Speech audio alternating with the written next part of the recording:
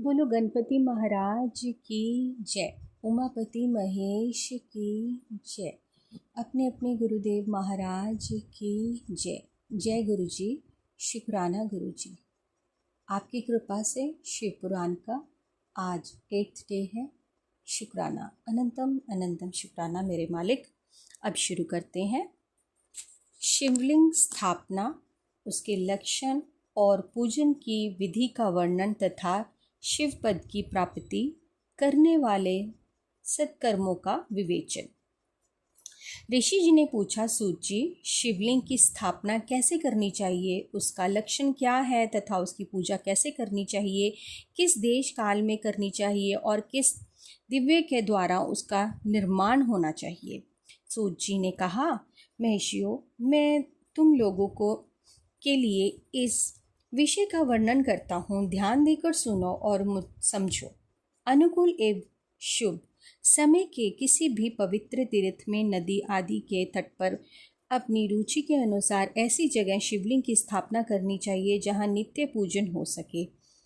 पार्थिव, द्वितीय जलमय और द्वितीय अथवा तेजस पदार्थ से उनकी रुचि के अनुसार कल्पोक्ष लक्षणों से युक्त शिवलिंग का निर्माण करके उसकी पूजा करने से ही उपासकों का उस पूजन का पूरा फल प्राप्त होता है। संपूर्ण शुभ लक्षणों से युक्त शिवलिंग की यदि पूजा की जाए तो वह तत्काल पूजा का फल देने वाला होता है।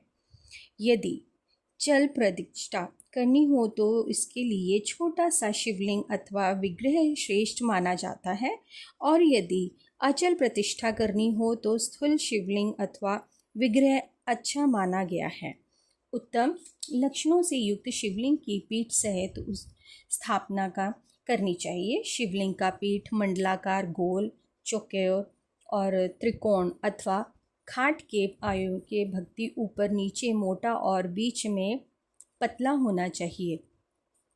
ऐसा लिंग पीठ महान फल देने वाला होता है। पहले मिट्टी से प्रस्थ आदि से अथवा लोहे आदि से शिवलिंग का निर्माण करना चाहिए। जिस दिव्य से शिवलिंग का निर्माण हो उससे उसका पीठ भी बनाना चाहिए। ये सात अचल प्रतिष्ठा वाले शिवलिंग की विशेष बात है। चर शिवलिंग में भी लिंग और पीठ का एक ही उपादान होना चाहिए, किंतु बाण लिंग के लिए यह नियम नहीं है।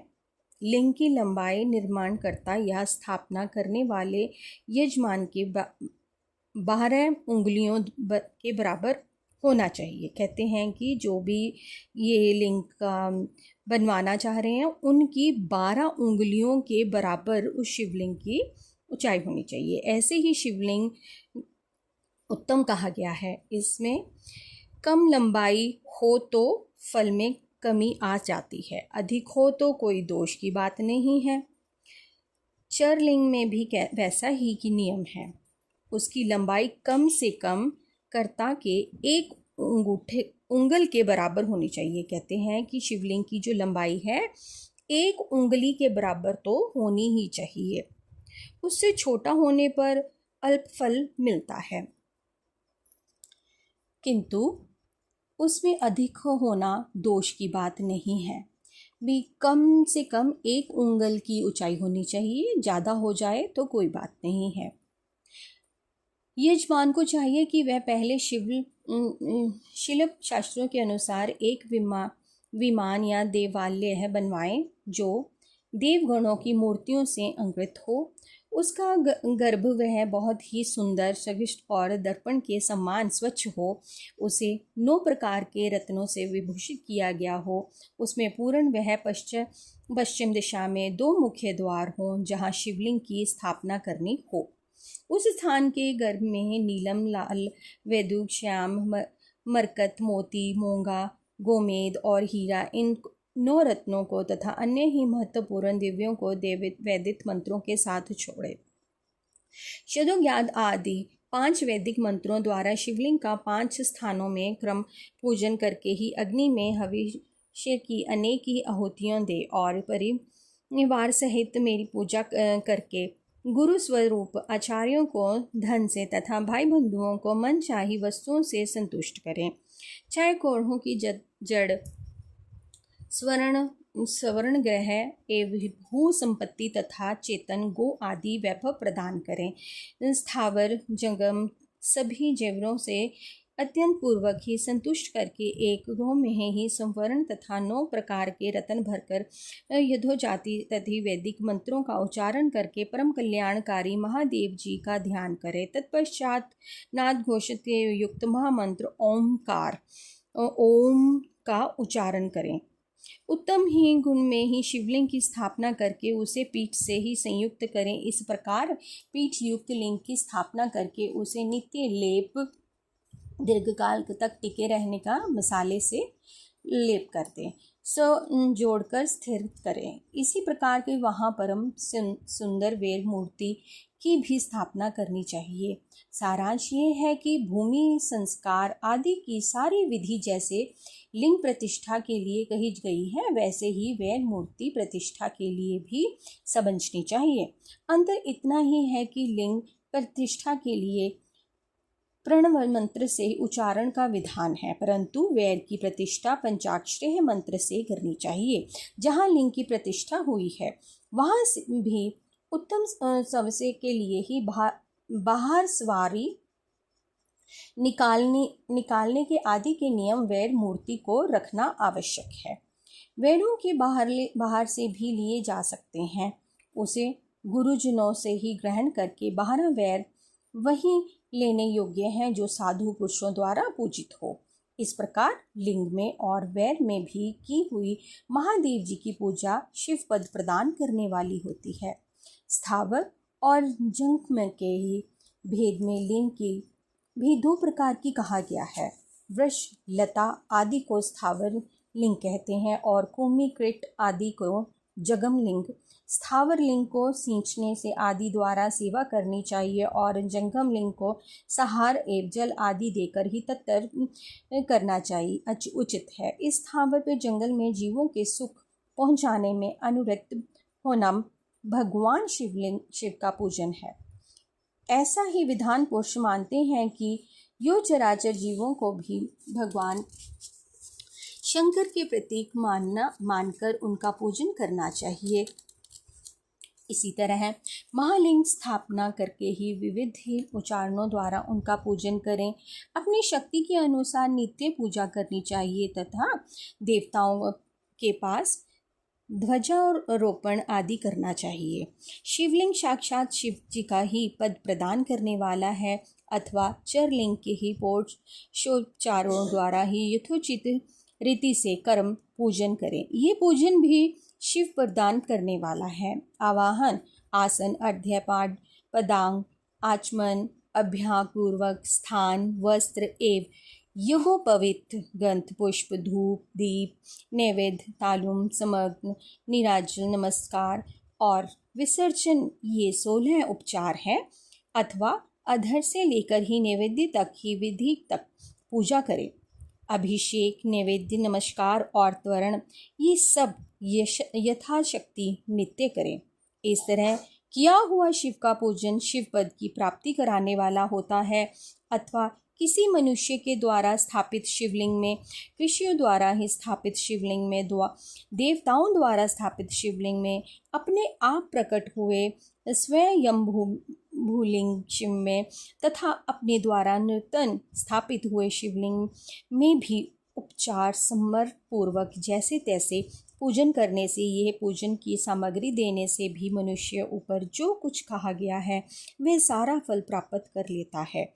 क्रमश परिक्रमा और नमस्कार करने से भी शिवलिंग की शिव पदवी प्राप्त करने वाला होता है।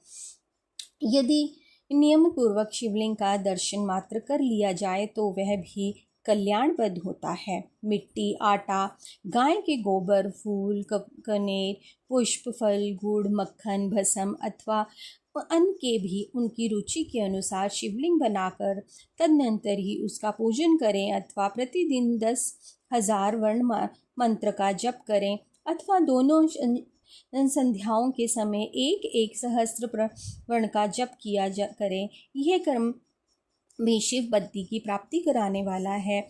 ऐसा जानना चाहिए जब काल में मकारात्मक और प्रणवक्ता उच्चारण मन की शुद्धि करने वाला होता है। समाधि में मानसिक जप का विधान है तथा अन्य सब समय भी उपाशु जप ही करना चाहिए। नाद और बिंदु से युक्त ओंकार के उच्चारण को विधान पूर्वक समान प्रणय करते हैं।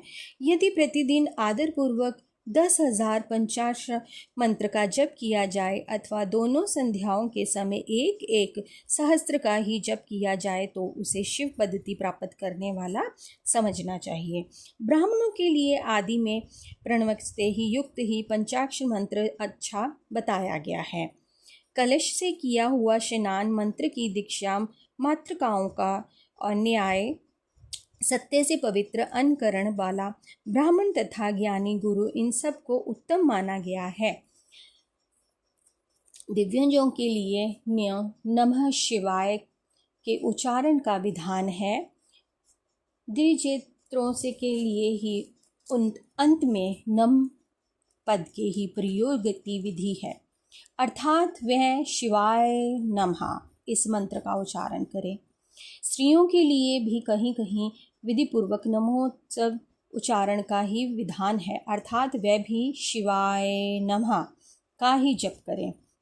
कोई कोई श्री ब्राह्मण की स्त्रियों के लिए नमः पूर्वक शिवाय के जप की अनुमति देते हैं, अर्थात वह नमः शिवाय का जाप करें। पंचाक्षर मंत्र का जाप 5 करोड़ जप करके मनुष्य भगवान सदाशिव के सम्मान हो जाता है। 1, 2, 3 अथवा 4 करोड़ का जप करने से क्रमश ब्रह्मा, विष्णु, रुद्र तथा महेश्वर का पद प्राप्त होता है, अर्थात मंत्र में जितने अक्षर हैं उनका पृथक पृथक 1,00,000 जप करें अथवा उन समस्त ही अक्षरों का एक साथ ही जितने भी अक्षर हों उनके लाख जप करें। इस तरह के जप को शिव पत्ति की प्राप्ति करने वाला समझना चाहिए। यदि 1,000 दिनों में प्रतिदिन 1 सहस्त्र जप के क्रमश में पंचाक्षर मंत्र का 10 लाख जप पूरा कर दिया जाए तो प्रतिदिन ब्राह्मण भोजन कराया जाए तो उस मंत्र के अभीष्ट कार्य का सिद्धि होने लगती है।